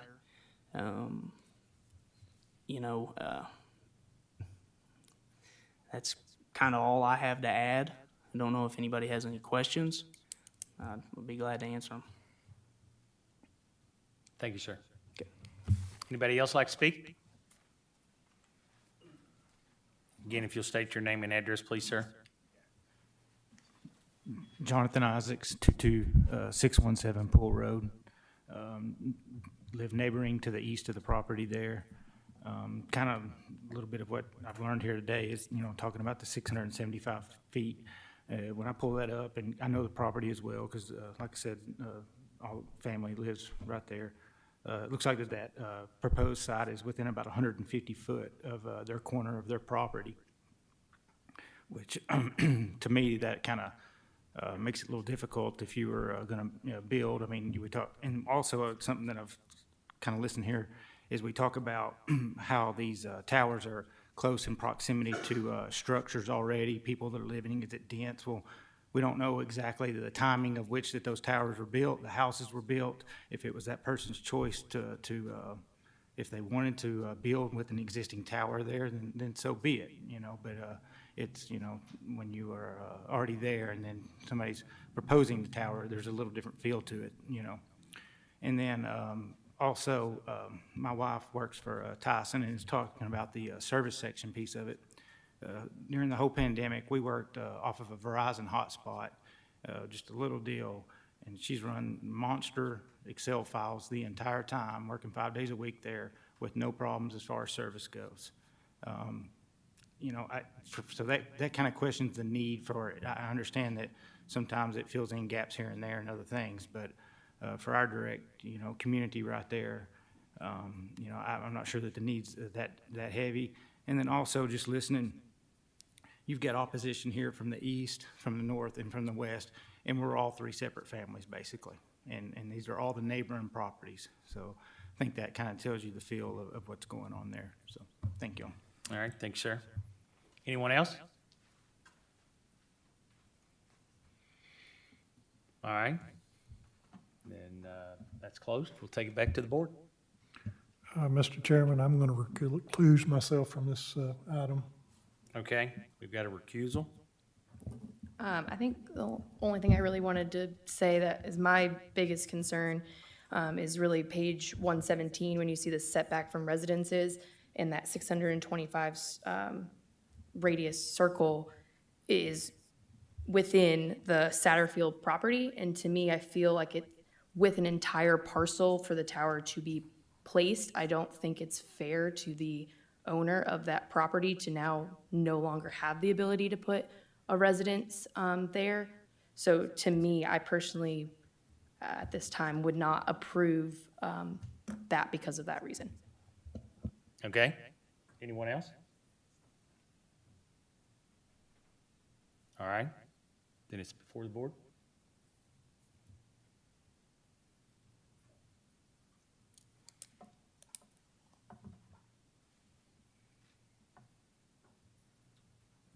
So I guess I'll ask staff, have we seen other cell tower applications? I'll be the new guy, ask the new guy question. Have we seen other cell tower applications to where the radius of disallowance for any additional improvements beyond that property onto adjoining property owners? We have. It doesn't, the way that I interpret it is, as long as it doesn't exist before the tower is constructed, then they can construct. But that doesn't stop someone putting a house on it afterwards. We don't have any code that says if it's already there, I can't put a house nearby it.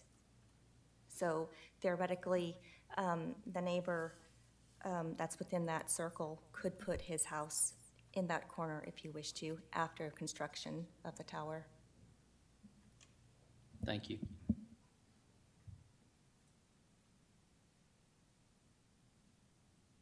Okay, anyone else?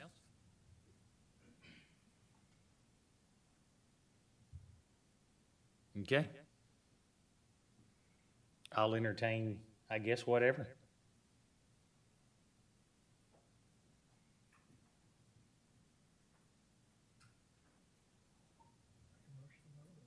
Okay, then I'll state it this way. I'll take a motion to approve, not approve, or table. I mean, I'll say my piece and everyone can vote. I'm going to move to deny, as it currently sits, the Bean Mountain Wireless Community Facility, CUP. All right, I've got a motion to deny. Do I have a second?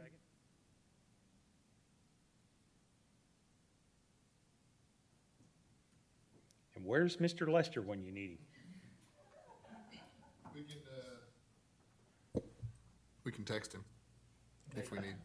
Actually, he's coaching Little League tonight, I think. Yeah, I think at this point, without a second, we've either got to have another motion. So if it's denied tonight, can they come back? They can appeal it to quorum court. And if we approve it tonight, it's a recommendation to quorum court. If we approve it, it's a recommendation to quorum court to approve it. So they don't, you know, just because we approve it doesn't mean they'll approve it. And then just because we deny it doesn't mean they'll deny it. Yeah, there's no reason, yeah, that's, you know, saying that, I don't think there's any reason to table it. I think we either vote yea or nay. So, I mean, there's a motion on the board to table it, so we can either second it or I'll take another motion. Is there a motion on the board to table? There was a motion on the board to table, yes. Or no. I don't think that, I said that earlier, but I don't think that's the option to take. Neil, I think we either vote yea or nay. There's a motion on the table. On the other hand, it appears that if they'd move on back on this property, they could meet their setback requirements without any problem. It wouldn't totally own that property anyway. Yeah, so I think at this point, we've got to go one way or the other. I think we've either got a motion to approve or we got a motion to deny, and we currently have a motion on the table to deny.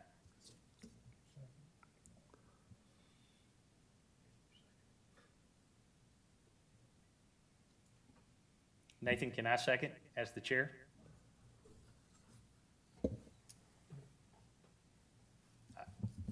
Second. Okay, we got a motion to deny and second. All those in favor say aye. Aye. Any opposed? All right, the motion is denied. Was that unanimous? I believe it was. Everybody, no? I'm a no. He's a no, okay. So I tell you what, let's Could do you roll then. call? Let's- Juliana, let's take roll call on this particular issue then. Okay, on the motion to deny, So if you're voting yes, you're gonna deny it. If you're voting no, you're voting not to deny it. yes. Joel Kelsey, No. Philip Humbard, Clues.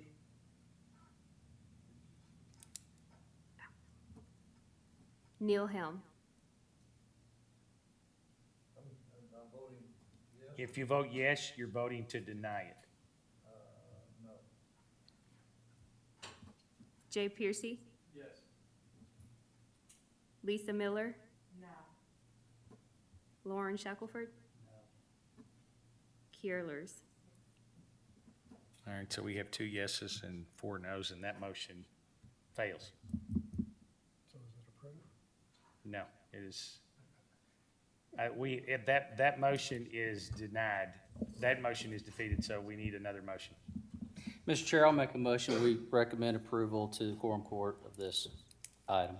All right, so we've got a motion to approve. Do I have a second? I'll second that motion. So we got a second. We got a motion second. Roll call, Julianne.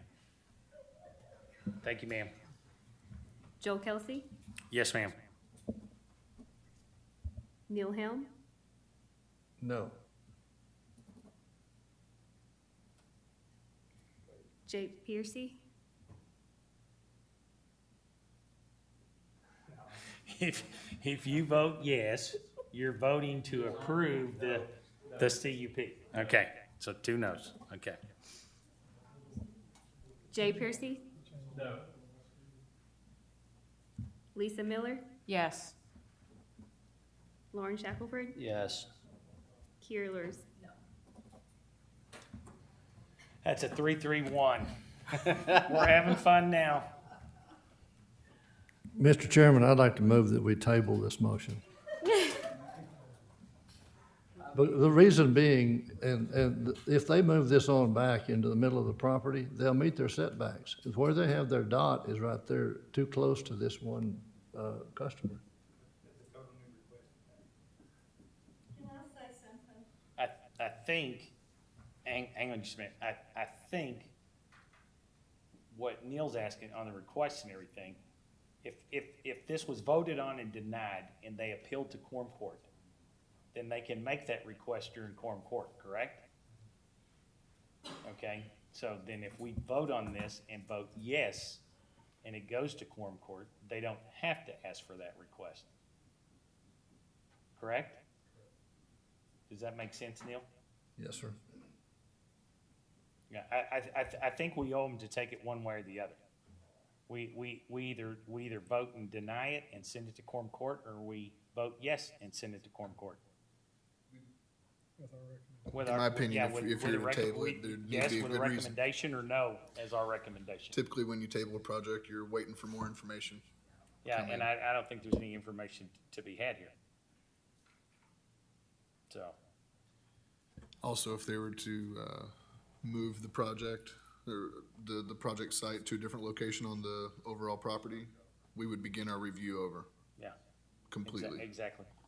I personally think it's just self-explanatory. I mean, we've got to have a motion to either deny it or approve it, and one of those has got to pass as either a recommendation that we deny it or a recommendation that we approve it. So. Anybody else? Well, then if you're not gonna let me move it, then I'll move that we deny it. Okay, then I've got a motion to deny. Do I have a second? Second. So I've got a motion to deny this and a second. All right, if you vote yes on this, you are denying it.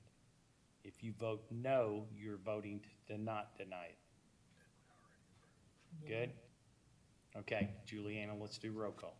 Joel Kelsey, No. Neil Helm. Jay Piercy. Yes. Lisa Miller. No. Lauren Shackelford. No. Kiera Lewis. We're the same thing, we're tied, 3-3. Nathan, then I'm gonna ask you to text Mr. Lester. Or call him, or, cause I'm not sure where to go next. We've had 3 motions, 3 ties.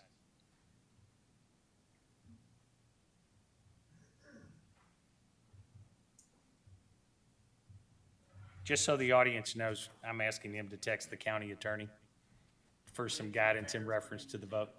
Not hearing all of our statements. Do what, sir? Would it be fair for him to take a vote not hearing our statements? Oh, he won't vote. He's just gonna give us some guidance in where we are, as we've had 3 motions and 3 ties. He's gonna give us some guidance as to what is next, because I'm not sure. I've never had this happen in almost 5 years on this board. So, yeah, it'll be a 4-3. Well, wait a minute, there's 6 of us, so it's gotta go 4-2. With 1 recusal, it's gotta go 4-2. So you gotta have 4. Yeah, and we're voting 3-3. You voted to deny it the first time. So you not met your quorum. I mean, there's no doubt about it. You've not met your quorum. Oh, exactly. That's the reason why we're calling the attorney, because we voted. Yes, we can. With 1 recusal, you got 6 people. You have to have 4 votes, one way or the other. We didn't meet quorum Somebody's for got to denial change the or vote. Somebody would have to change it. It's gone 3-3. It didn't pass. If it didn't pass, it didn't pass. the denial didn't pass either. Yeah. It's got to go to the majority one way or the other. Could I make one more comment? Yes. This will be on CETA's interpretation of the code. She stated. Here, I tell you what, come back up here. That way we've got it on where it's audible to the, She stated that it would be our choice to go ahead and build something within the, that circle. the area, yes, you're right. So, since it is actually, okay, here's my question for y'all. If they built a cell phone tower and you guys had a choice to build there, would you feel like building within that circle? That's not the question we're here to ask, sir. Okay. It's put in front of. Well, it's I put in wanted you, front of I us. want you guys to feel Yeah, exactly I where we're understand coming what you're from. saying, but it's not our place to go to there. It's our place to listen to Right. what's put in front of us Yes. and make a vote and a decision. I think so. Just a second. Yeah, just 1 minute, sir.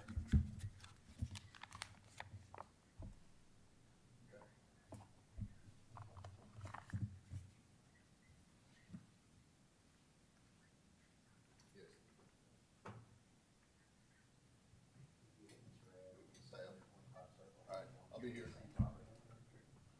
He said what we need.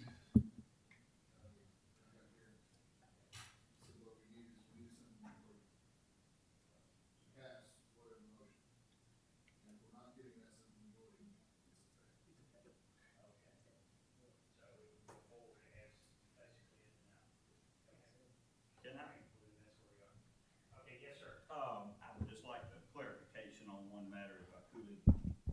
All right, if you'll come back to the microphone, but while you're walking, I want you to understand that based off the county attorney and everything, that if we can't get a simple majority, then it fails, so that means it's been denied, which would lead you to the point. We'll do your clarification, Okay. but just to let you know. Okay. Your next step will be to appeal to quorum court. Okay, but I think that and I understand their argument about the location, but I think that as the ordinance is written, we are code compliant with the setbacks.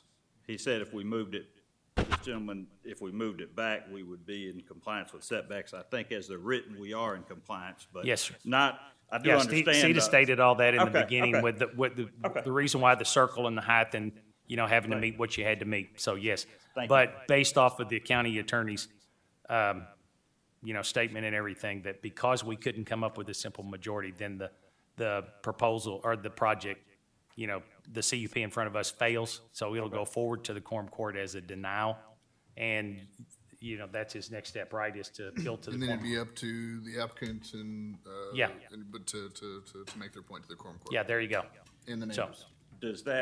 Does an appeal have to be filed for that to take place, or does Yes. it? It's Yes. not just, doesn't just automatically go, have to be an appeal? What's the timeline or the 30 deadline? days from tonight and How many days? 30 days. 30 days, okay. And I will send you the appeal forms. As a- Okay. Okay? Thank you. So got it? Okay. If you got any other questions, you can reach out to the office and they'll be able to help you, okay? Appreciate All right. it. All right, then there we go. That's where we're at. So based off of that, y'all understand, based off of that, it's been denied? Okay, so, okay. Oh, sorry, ma'am, I'm sorry, I forgot to, you wanted to make a statement and I forgot, I'm sorry. That's okay. I mean, my husband and our property is right on that property line where they're wanting to put that tower. Okay, so, That's all I want to say, but will we be notified when this goes back? yes, they will be notified, correct, Nathan? When, if appeal, yes, if an appeal is, An appeal that goes to the quorum court does have a neighbor notification component. yes, okay? All right, thank y'all.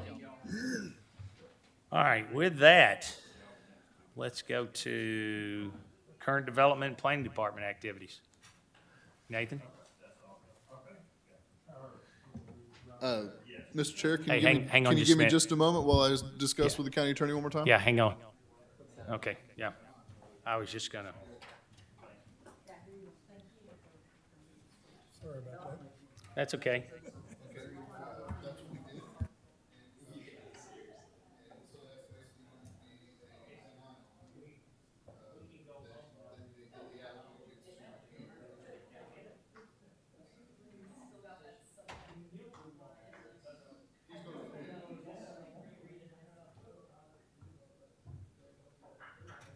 Not necessarily. It'd be basically appealing it to the planning board, they'd be appealing that and bringing the same project back to the planning board. Would you do that so we can adjourn? Thank you, Steve. Okay, I get to pretend to be Nathan.